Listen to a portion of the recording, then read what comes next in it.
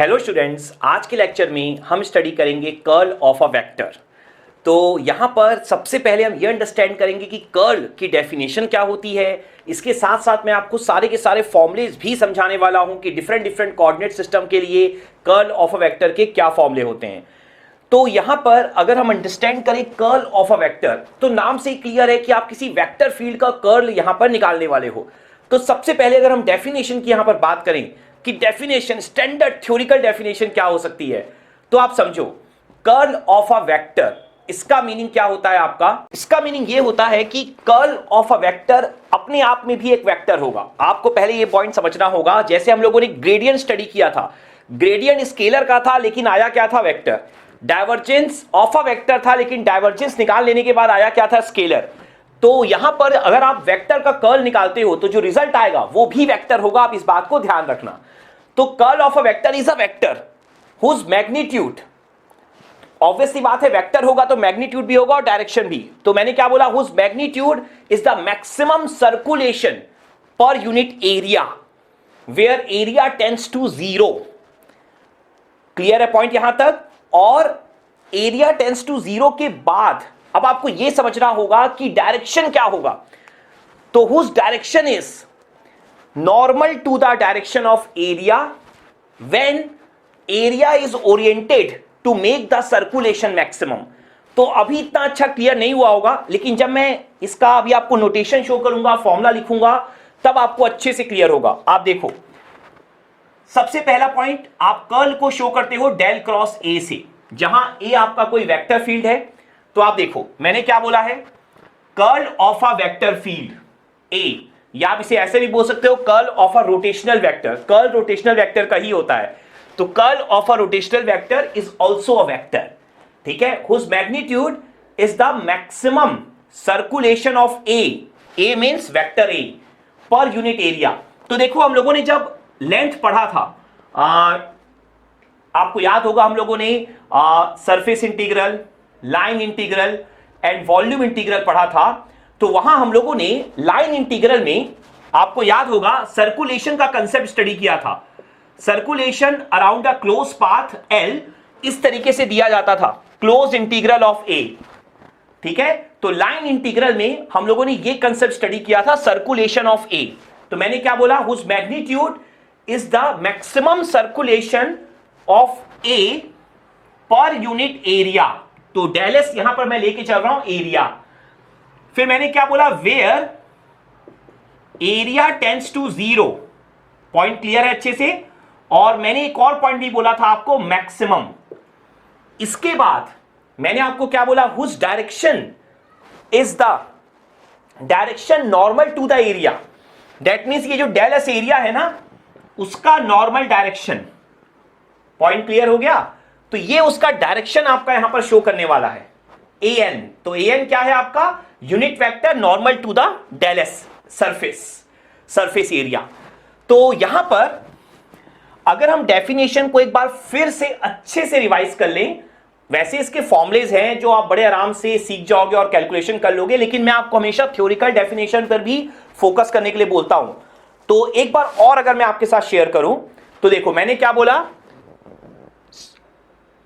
Curl of a vector field A is the maximum circulation of A per unit area where area tends to 0 and whose direction is, पहले हमने magnitude की बात की थी, अब हम डायरेक्शन की बात कर रहे हैं, कर्ल के डायरेक्शन की।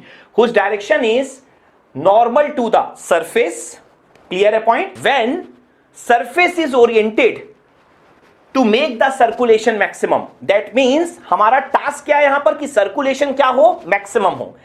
तो ये आपका कर्ल की ना थ्योरिकल डेफिनेशन आपकी होती है, लेकिन यहां पर हमें इसकी और भी डेफिनेशन स्टडी करनी है। तो यहां पर अब आप देखो, इस डेफिनेशन को समझ जाने के बाद अब अगर यहां पर मैं एक फिगर बनाऊं आपके लिए, तो आप देखो ध्यान से। मान लो ये आपका पॉइंट P है और आपका कुछ इस तरीके से फिगर है यहां पर, ये आपका फिगर मैंने यहां पर ड्रॉ किया है, ठीक है। तो एक और फिगर हम ड्रॉ करते हैं, उसके बाद आपको सिचुएशन ज्यादा अच्छे से क्लियर हो जाएगी। तो ये आपके दो फिगर हैं। अब यहां पर अगर मैं आपको बोलूं कि कर्ल क्या है वेक्टर फील्ड ए का एट पॉइंट पी, देखो यहां पर भी आप एट पॉइंट पी ही बात कर रहे हो, तो curl of a vector field A at point P, तो यहां पर आप बोलोगे कर्ल यहां पर है नॉन जीरो है, और यहां पर अगर आप बोलोगे तो यहां पर आपको कर्ल की वैल्यू मिलेगी curl of a vector field A at point P is equal to zero. ठीक है, तो यहां पर आप देख सकते हो कि आपको एक सर्कुलेशन मिल रहा है, रोटेशन मिल रहा है। बेसिकली मैंने बोला था रोटेशनल वेक्टर ए, तो रोटेशन का मतलब यही है अराउंड पॉइंट पी, जबकि यहां पर कोई रोटेशन आपको दिखाई नहीं दे रहा है। तो अगर आपका कर्ल ऑफ ए जीरो है तो ऐसे वेक्टर को हम क्या कहते हैं, इररोटेशनल वेक्टर। ये पॉइंट आपको हमेशा ध्यान रखना पड़ेगा कि अगर आपको curl of A del cross A अगर आपको यहां पर जीरो गिवन है तो आप क्या बोलोगे, इररोटेशनल वेक्टर बोलोगे। क्लियर हो गया अच्छे से। यहां पर इस फिगर को देखते हुए अगर मैं एक और डेफिनेशन आपके साथ डिस्कस करूं तो आप ध्यान से समझना, curl of a vector A at any point P is a measure of circulation, और अगर और सिंपल लैंग्वेज में बोलूं, is a measure of how much the field curls around P. ठीक है, कर्ल्स, तो क्या है, curl of a vector A is a measure that how much vector field curls around point P. तो ये होता है आपका कर्ल का डेफिनेशन। यहां पर अगर कर्ल से रिलेटेड एक और थ्योरी मैं आपके साथ डिस्कस करूं तो आप ध्यान से समझना। देखो, जिस तरीके से अगर आपको याद हो डाइवर्जेंस पे हमने पढ़ा था टोटल आउटफ्लो, वैसे ही कर्ल से रिलेटेड होता है आपका टोटल सर्कुलेशन।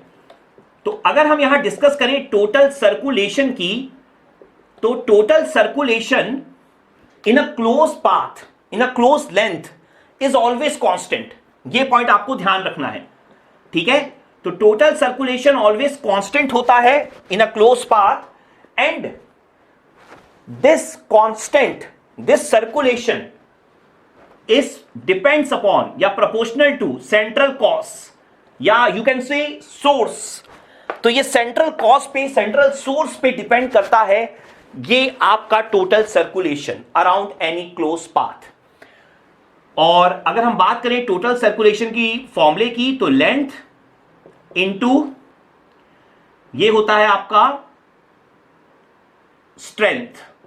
तो यहां पर अगर आपकी लेंथ इंक्रीज होगी तो ऑब्वियस सी बात है स्ट्रेंथ क्या होगी, डिक्रीज। अगर आपको याद हो तो हमने टोटल आउटफ्लो भी इसी तरीके से स्टडी किया था। टोटल आउटफ्लो था एरिया इनटू स्ट्रेंथ डाइवर्जेंस के केस में। तो यहां पर आपका होता है टोटल सर्कुलेशन जो इक्वल होता है लेंथ इनटू स्ट्रेंथ के। जैसे जैसे लेंथ इंक्रीज होगी स्ट्रेंथ डिक्रीज होगी। पॉइंट क्लियर हो गया। इसको आप इस तरीके से भी समझ सकते हो, air velocity under the fan. ठीक है ना, ये एग्जांपल बहुत परफेक्ट रहेगा जिससे आप समझ पाओगे कि मैं क्या बोलने की कोशिश कर रहा हूं।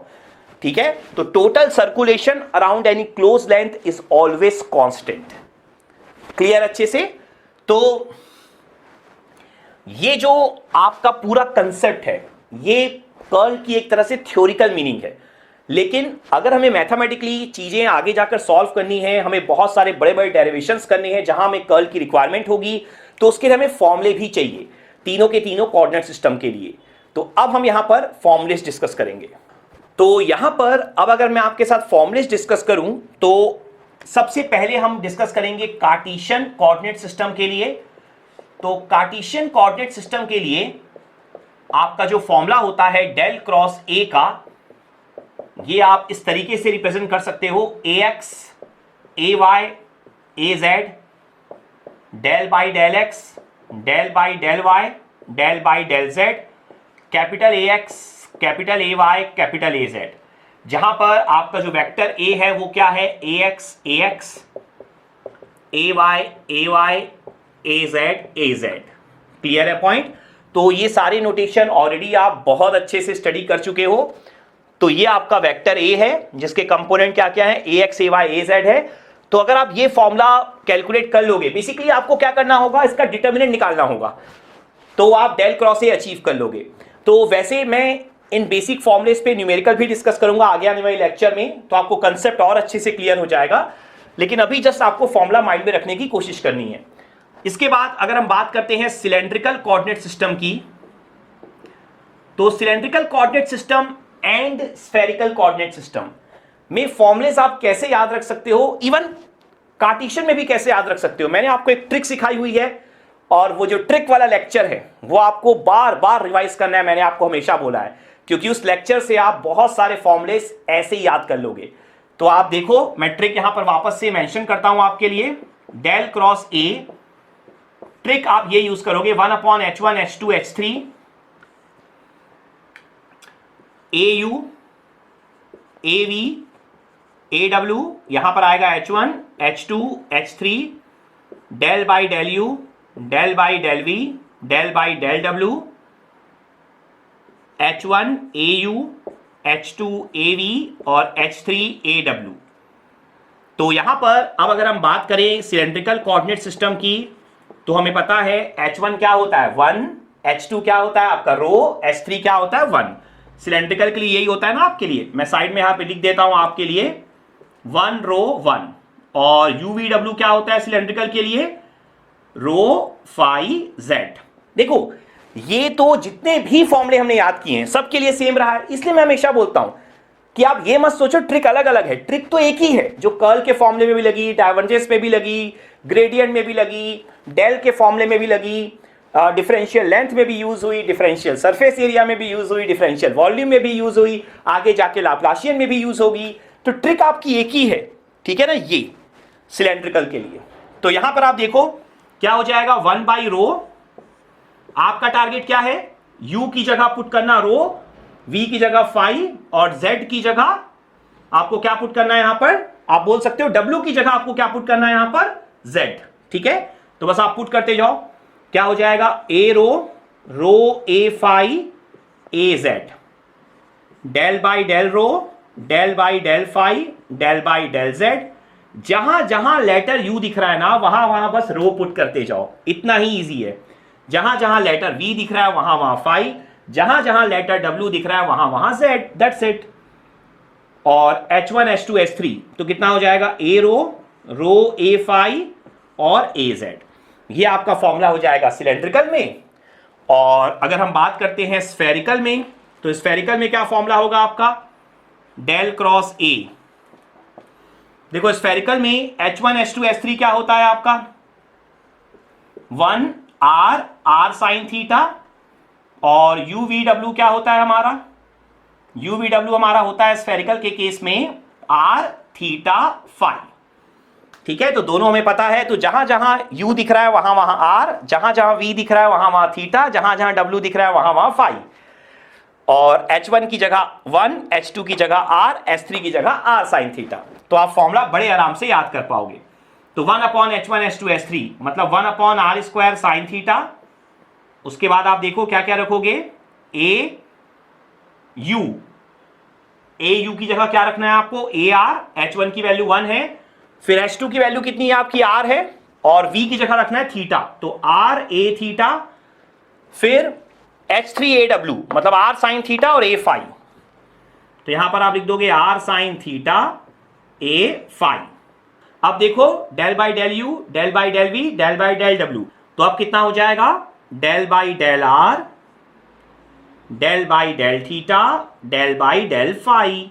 और लास्ट देख लो आप क्या क्या है, H1 H2 H3, that means क्या क्या हो जाएगा फॉर्मूला आपका, AR R A theta R sine theta A phi. तो ये आपका यहां पर फॉर्मूला बन जाएगा। तो देखो आप अगर ऑब्जर्व करोगे ना, तो जो पहली रो है वही आपकी थर्ड रो है। तो first row third row same ही है, बस कैपिटल A लिखते जाना है स्मॉल a की जगह थर्ड रो में। और ट्रिक अगर आपको याद है तब तो कोई प्रॉब्लम ही नहीं है। मींस आप एक ओरिजिनल फॉर्मूला खाली याद रखो, तीनों फॉर्मूले उसी से आ जाएंगे।